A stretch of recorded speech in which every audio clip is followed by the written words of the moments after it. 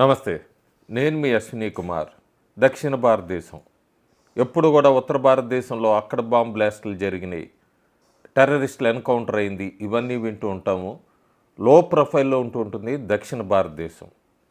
దక్షిణ భారతదేశంలో ముఖ్యంగా కేరళ, కర్ణాటక, తమిళనాడులో మనం చూసాము టెర్రరిస్టులు కానీ కొన్ని బ్లాస్టులు కానీ నక్సల్స్కి సంబంధించింది తెలంగాణతో సహా.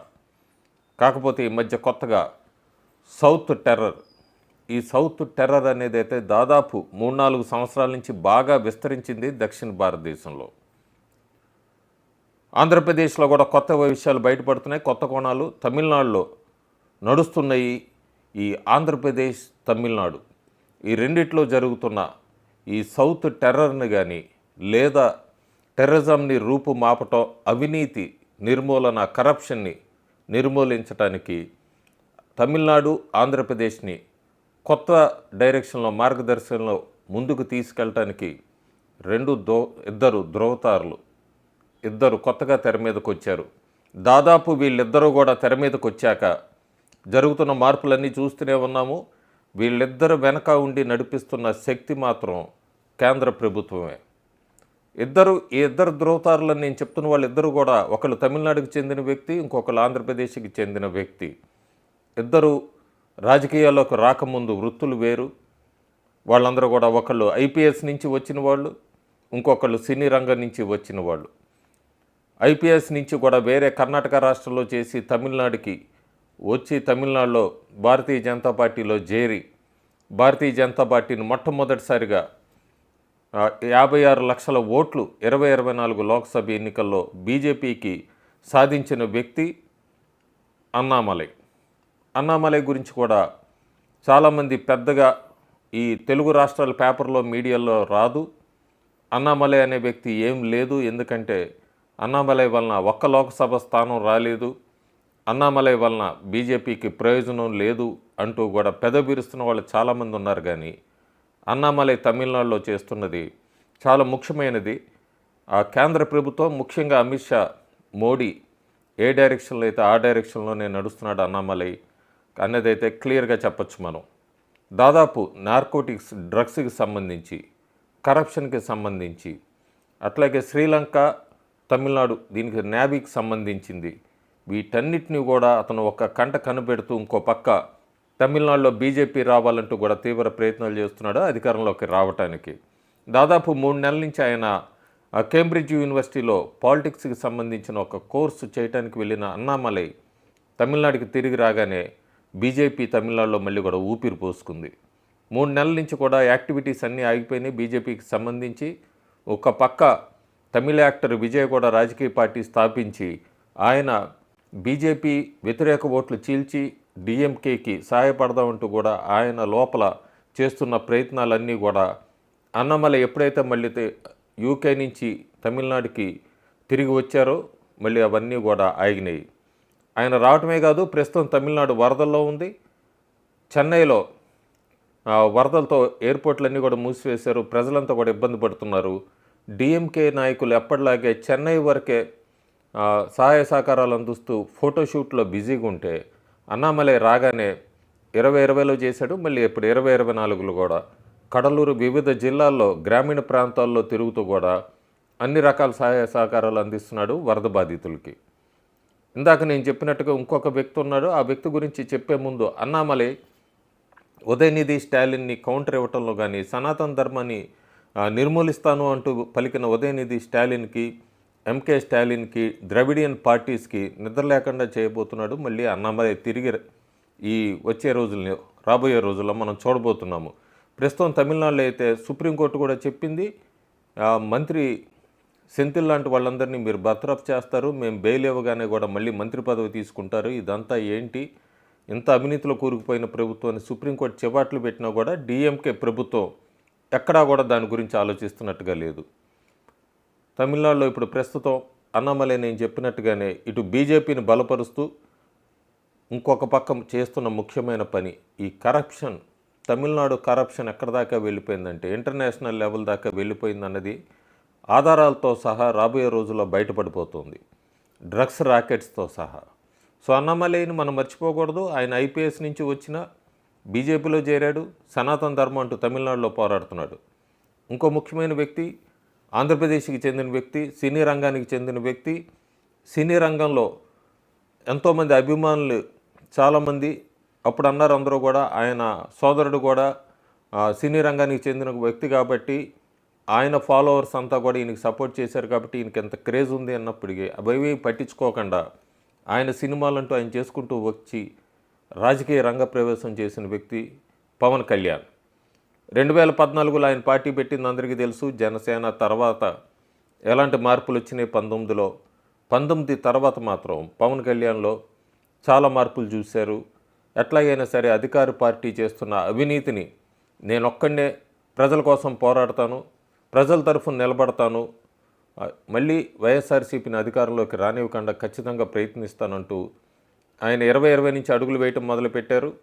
అడుగులు వేస్తూనే చాలా తెలివిగా తెలుగుదేశం పార్టీని కూడా జనసేనతో కలిపి ఎన్డీఏ బీజేపీతో అలయన్స్లోకి తీసుకొని వచ్చారు, ఎక్కడ ఓట్లు చేయలేనివ్వకుండా. గెలిచే ముందు చాలా నాయకులు చాలా వాగ్దానాలు చేస్తారు రాజకీయ ప్రసంగాల్లో. కానీ గెలిచాక పవన్ కళ్యాణ్ ఎక్కడో కూడా పిఠాపురంలో రైల్వే లైన్స్ తీసుకురావటం కానీ, పంచాయతీరాజ్కి సంబంధించి, టూరిజం శాఖకి సంబంధించి ఆయన శాఖ కాకపోయినా ఎవరైనా వచ్చి అడిగితే, అట్లాగే ఆరోగ్యానికి సంబంధించినవి కొంతమందికి ఇట్లా చాలా కూడా చేసుకుంటూ వస్తున్నారు 6 నెలల నుంచి. ఇక్కడ చాలా ముఖ్యమైన విషయం, కొన్ని రోజుల కిందట ఆయన కేంద్ర హోంశాఖ మంత్రి అమిత్ షాని కలిశారు, ప్రధానమంత్రి నరేంద్ర మోడీని కూడా కలిశారు. వచ్చిన కొన్ని గంటల్లోనే కాకినాడ పోర్టుకి ఆయన ఎందుకు వెళ్ళారు, దీని వెనక ఏముంది అసలు కారణం? మనకి బాగా వినబడుతున్న పేరు, అసలు మనం తెలుగు మీడియాలో చూస్తుందంతా కూడా ఒక రేషన్ బియ్యానికి సంబంధించింది, అక్రమ రవాణాకు సంబంధించింది. దాన్ని పట్టుకుంటానికే వెళ్ళారు పవన్ కళ్యాణ్. నాదెండ్ల మనోహర్ అంటున్న తెర వెనక కోణం వేరే ఉంది. దాదాపు ఇప్పుడు కొత్తగా వినబడుతున్న పేరు ఆలీషా ఎవరు? ఆయనకు అక్కడ పోర్టు దగ్గర అంత గ్రిప్ ఏంటి? అసలు ఈ కాకినాడ పోర్టు ప్రైవేటైజేషన్లో ఉందనే చాలామందికి తెలీదు, ప్రైవేటైజేషన్ అయిందని తెలీదు. ఈ సౌత్ టెర్రర్కి తమిళనాడు నుంచే కాకుండా కాకినాడ పోర్టు నుంచి కూడా ఎన్నో అక్రమ రవాణాలు జరుగుతున్నాయి. ఆఫ్రికన్ దేశాలకి కేవలం బియ్యం అని చెప్తున్నారు కానీ కొత్త కోణాలు త్వరలోనే బయటికి రాబోతున్నాయి. పవన్ కళ్యాణ్ కూడా అందుకే కేంద్ర హోంశాఖ డైరెక్షన్లోనే ఆయన వెళ్ళారన్న మాట అయితే బాగా వినబడుతోంది. ఆయన పోర్టు తనిఖీకి వెళ్ళినప్పుడు కూడా దాదాపు కొన్ని రోజుల నుంచి ప్రయత్నిస్తున్నా అక్కడ ఆపటానికి ప్రయత్నించారు. ఇదో పెద్ద మాఫియా రంగం. ఈ మాఫియాలో కేవలం రేషన్ బియ్యం మీదే దాదాపు 50,000 కోట్లు అక్రమ రవాణా జరుగుతుందని చెప్తున్నప్పటికీ అక్కడ వినబడుతున్న మాట, ఈ ఆలీషా అనే వ్యక్తి చాలా పెద్ద సామ్రాజ్యాన్ని విస్తరించాడని, గత ప్రభుత్వ సమయంలో అరబిందో అండదండలతో వీళ్ళందరితో ఆయన ఇంటర్నేషనల్ విదేశీ లెవెల్ దాకా కూడా ఆయన పేరుని ఆయన సామ్రాజ్యాన్ని విస్తరించుకున్నాడన్నది బాగా వినబడుతోంది. కేవలం బియ్యమే కాకుండా నార్కోటిక్స్కి సంబంధించింది, అంతేకాకుండా ఇంకా చాలా కూడా విస్తుపోయే వాస్తవాలు రాబోయే రోజుల్లో బయటకు రాబోతున్నాయని, దాదాపు 3 సంవత్సరాల నుంచి కేంద్ర ప్రభుత్వం అక్కడ చర్యల మీద కన్ను వేసి అంతా కనిపెట్టి తర్వాతే పవన్ కళ్యాణ్ లాంటి వ్యక్తి ఉంటేనే అన్నీ అక్కడ బయటకు వస్తాయి నిజాలంటూ పవన్ కళ్యాణ్కే ఆ పని అప్పగిచ్చినట్టుగా తెలుస్తుంది కేంద్ర హోంశాఖ. Pawan Kalyan seize the ship అన్నా కూడా నా ఆఫీస్లో కూడా వస్తానంటే లేదు సార్ 10,000 మంది జీవితాలు పోతాయి సార్. ఏంటి 10,000 మంది జీవితాలు పోయాయి? పోర్టు ఉన్నదేంటి మీరు కూర్చోబెట్టి స్మగ్లింగ్ చేయడానిక? Seize the ship. Any pressure comes from central government will see.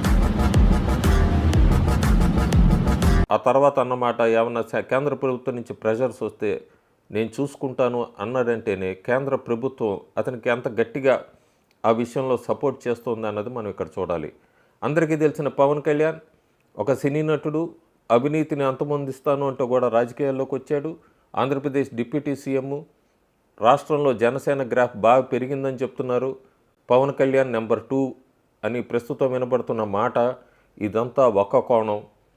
దక్షిణ భారతదేశంలో టెర్రరిజాన్ని రూపుమాపాలి, సనాతన ధర్మాన్ని కాపాడాలి, ఎక్కడా కూడా ఈ సౌత్ టెర్రర్ అనే దానికి ఫుల్ స్టాప్ పెట్టాలి. నక్సలిజం, టెర్రరిజం, డ్రగ్స్ మాఫియా, గంజాయి వీటన్నిటికీ ఎండ్ పెట్టడానికి తమిళనాడు నుంచి అన్నామలై, ఆంధ్రప్రదేశ్ నుంచి పవన్ కళ్యాణ్ని కేంద్ర ప్రభుత్వం ముందుకు ప్రొజెక్ట్ చేస్తోంది. దాదాపు ఈ విషయాలు ఇప్పుడు ఇవన్నీ చెప్తే అతిశయోక్తిగా ఉంటుంది, కానీ రాబోయే రోజుల్లో మనం చూడబోతున్నాము. కాకినాడ పోటీకి సంబంధించి చాలా సంచలన విషయాలు బయటకు రాబోతున్నాయి. అసలు అందరూ అనుకుంటున్నట్టుగా రేషన్ బియ్యమే కాకుండా దాని వెనక ఎంత పెద్ద కుట్ర కోణం, భారతదేశానికి సంబంధించి సెక్యూరిటీకి సంబంధించి చాలా విషయాలు బయటకు పడిపోతున్నాయి. ఈ ఆలీషా అనే వ్యక్తే కాకుండా అతని వెనక చాలా పెద్ద సామ్రాజ్యం ఉన్నట్టుగా తెలుస్తుంది.